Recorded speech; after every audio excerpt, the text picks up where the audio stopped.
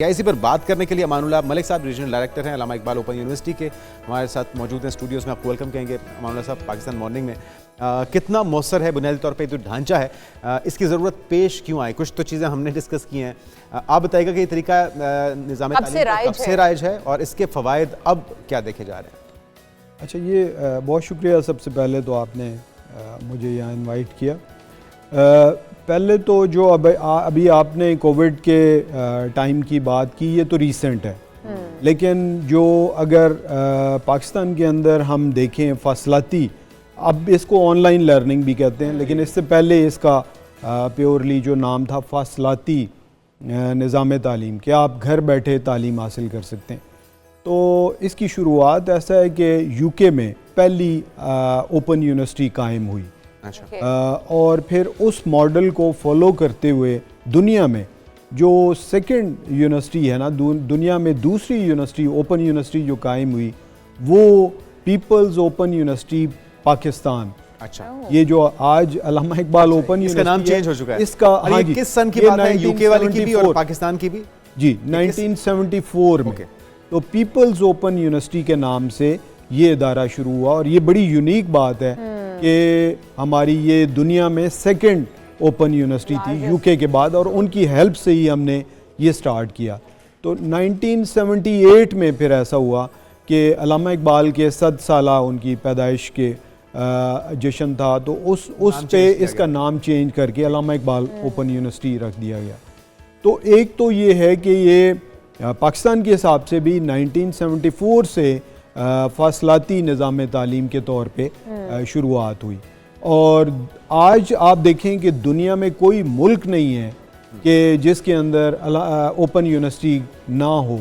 और ये एक्सेप्टेबल भी है डिग्रीज जो आप देते हैं वर्ल्ड वाइड?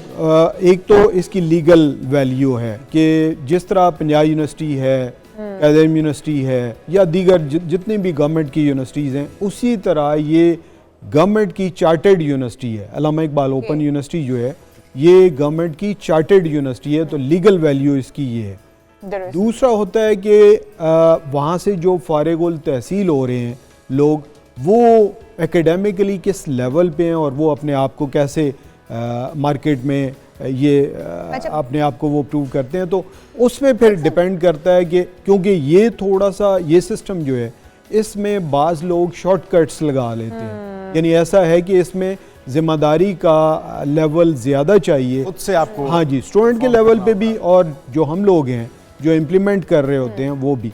तो वहाँ पे अगर कोई थोड़ा सा हो तो फिर क्वालिटी ऑफ एजुकेशन का फ़र्क, ये तो स्टूडेंट्स के ऊपर ज़ाहिर है डिपेंड करता है। अगर हम फासलाती निज़ाम की बात करें, थोड़ा सा उसके अंदर टूल्स और महारतें क्या आप इस्तेमाल करते हैं बच्चों को एजुकेट करने के लिए? जाहिर है यूनिवर्सिटी लेवल से पहले जो स्टूडेंट्स हैं उनको तो बहुत सारी महारतें और टूल्स जो है उनके ऊपर इस्तेमाल करने पड़ते होंगे, तो क्या उस हवाले से भी कुछ है? अच्छा, उसमें ऐसा है ना जी कि एक तो ये मॉडर्न गैजेट्स आ गए हैं कि इंटरनेट आ गया है, कंप्यूटर आ गया, ये सारी चीज़ें। इससे पहले से अल्लामा इकबाल ओपन यूनिवर्सिटी फासलाती निज़ाम तालीम के ज़रिए दे रही थी तालीम, तो वो था ख़तो किताबत के ज़रिए। यानी जो स्टूडेंट दाखिला लेते थे उनको बुक्स उनके घर पहुंच जाती थी। इंटरनेट के आने से पहले? इंटरनेट से आने से पहले हमारा इतना आम नहीं था जब। जी, तो हमारे सारे जो सिस्टम्स थे वो मैनुअल थे। तो वो स्टूडेंट को किताबें आ गई, स्टूडेंट ने अपनी उन किताबों से अपनी मश्क बनाई, जिसे जो है ना असाइनमेंट कहते हैं। असाइनमेंट फिर वो उसको हम बता देते थे कि आपके कौन से टीचर हैं, उनको हम ट्यूटर कहते हैं। तो वो अपनी असाइनमेंट उनको भेज देते थे बाई डाक, और टीचर जो है उसको मार्क करके उसका रिज़ल्ट यूनिवर्सिटी को दे देते थे, और जो असाइनमेंट थी वो स्टूडेंट को वापस कर देते थे। और दूसरा कंपोनेंट होता है फासलाती निज़ाम तालीम में एग्ज़ाम का। तो एग्ज़ाम उसी तरह होता है, क्योंकि यूनिवर्सिटी साल में 2 सेमेस्टर्स ऑर्गेनाइज़ करती है, तो हर सेमेस्टर का एट द एंड एग्ज़ाम हो जाता है। एग्ज़ाम उसी तरह होता है जिस तरह हम सारे लोग फॉर्मल एजुकेशन फिजिकली जाकर देना पड़ता है, फिजिकली जाके देना पड़ता है। अच्छा। रोल नंबर स्लिप आ जाती है, वेन्यू आ जाता है कि फ़लाँ जगह आपका एग्ज़ाम है, तो वहाँ स्टूडेंट आके एग्ज़ाम दे देता था। ये पुराना स्टाइल था।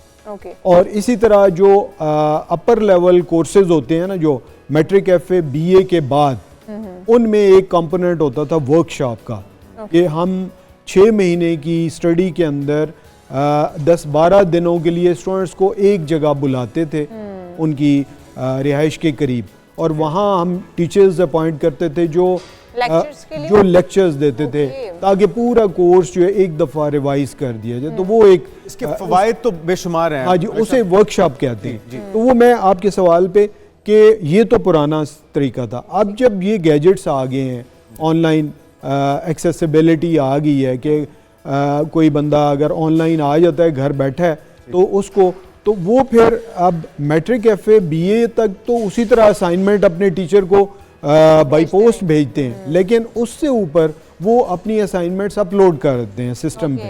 अच्छा, फवायद तो बहुत से हैं मालूम साहब, जिस तरह आप भी कह रहे हैं, लेकिन ब्रेक पे जो बात कर रहे थे शाल ने भी पॉइंट रेस किया कि वो ग्रूमिंग या वो एक्सपोजर जो फिजिकली आपको जाके मिलता है किसी यूनिवर्सिटी में, कॉलेज में, स्कूल में, ऑनलाइन में आप उससे महरूम हो जाते हैं। तो ये सेकंड ऑप्शन के तौर पे ही ऑब्वियसली होगी जिस भी शख्स ने इस ऑप्शन को इस्तेमाल करना है। अगर वो अपने बच्चे की सही मानों में तरबियत या उसके एक्सपोजर को बढ़ाना चाहता है तो उसके लिए फिर फिज़िकली जाना ज़्यादा मौजू होगा। एग्री करेंगे आप?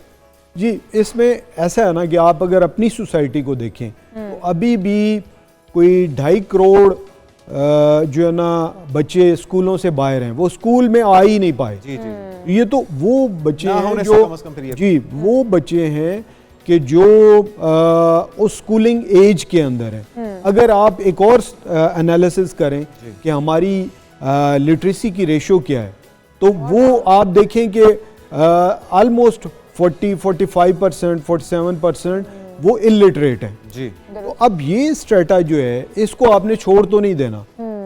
तो ठीक है, ये बात जो आपने बात की कि जो फॉर्मल एजुकेशन है वो ज़्यादा बेहतर ग्रूम करती है स्टूडेंट्स को, लेकिन तमाम लोगों को वो एक्सेसिबिलिटी भी नहीं है।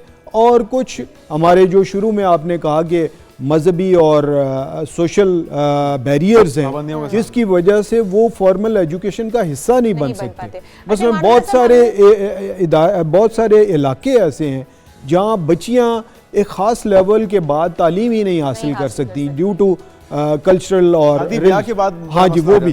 तो वहाँ पे फिर हमारा रोल आता है, अल्लामा इकबाल ओपन यूनिवर्सिटी का रोल आता है। मैं थोड़ा सा आपकी सिचुएशन को ऐड करना चाहूँगी इमानुल्लाह साहब के, जिस तरह से हम अभी भी देख रहे हैं बहुत सारे पेरेंट्स अब छोटे बच्चों को भी लेकर होम स्कूलिंग की तरफ आ गए हैं कि वो बच्चों को स्कूल और यूनिवर्सिटी या कॉलेजेस में नहीं भेजना चाहते हैं, बहुत छोटे बच्चों को स्कूल नहीं भेजना चाहते, वो होम स्कूलिंग की तरफ आ गए हैं। तो ये भी उसी का एक तसलसल समझा जाए? जी डेफिनेटली। ये देखे ना, जो जैसे आपने जिक्र किया कोविड का, मजबूरी थी, और वो या अभी ये क्योंकि नए गैजेट्स आ गए हैं, और कोविड ने एक चीज़ की है अच्छी कि ये जो ऑनलाइन लर्निंग है इसको वाइटलाइज किया है। इसकी अहमियत को लोगों ने समझा है और इसको एक्सेप्ट किया। पहले वही सवाल थे जी, हम देख रहे थे कि अब वर्क टू होम हो गया था। हाँ तमाम काम ये अपनी जॉब भी आप घर बैठे कर हाँ सकते जी थे। तो ये एक कॉन्सेप्ट आया है कि लाजमी नहीं कि सारी तालीम के अलावा भी जो आप कह रही हैं, तो उसमें ये है कि फिर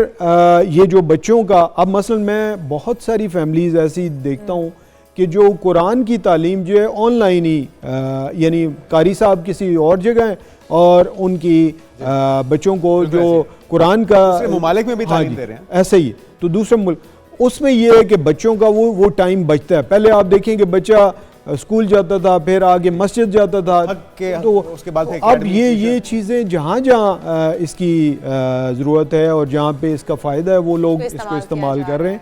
इवन देन कि वो मतलब फॉर्मल एजुकेशन के अंदर एक और चीज़ जो मैं यहाँ पे मेंशन करना चाहूँगा कि जिस तरह आप लोग एक जॉब के अंदर हैं, तो अब इतना रैपिडली चेंज आता है कि स्किल सेट चेंज हो जाता है हर थोड़े अरसे बाद, और जो वर्किंग में लोग हैं उनको ज़रूरत पड़ती है कि अपने आप को नई चीज़ों से एब्रेस्ट करें, अपडेट करें। तो फिर भी ऑनलाइन डिस्टेंस लर्निंग जो है आपके रेस्क्यू के लिए आती है और ज़रूरत बनती है। ज़बरदस्त काम कर रहे हैं और एक ऐसी ऑप्शन है। अमानुल्लाह साहब आपका बहुत शुक्रिया। और ये यकीनी तौर पे तालीम हासिल ना करने से ऑनलाइन हासिल कर लेना या फासलाती तालीम को इस्तेमाल कर देना, इसका फ़ायदा उठा लेना यकीनी तौर पर बहुत से फ़वाइद का बायस बन सकता है आपके माशरे को पढ़ा लिखा बनाने के लिए। तो मेरे और ख्याल जो में बच्चे स्कूलों में नहीं जा पा रहे हैं, जो बच्चियां तालीम हासिल नहीं कर पा रही हैं, मेरे ख्याल में पाबंदियों का सामना प्लेटफॉर्म है और उनको इलामा इकबाल ओपन यूनिवर्सिटी के थ्रू या फिर जो भी उनके पास वसाइल मौजूद हैं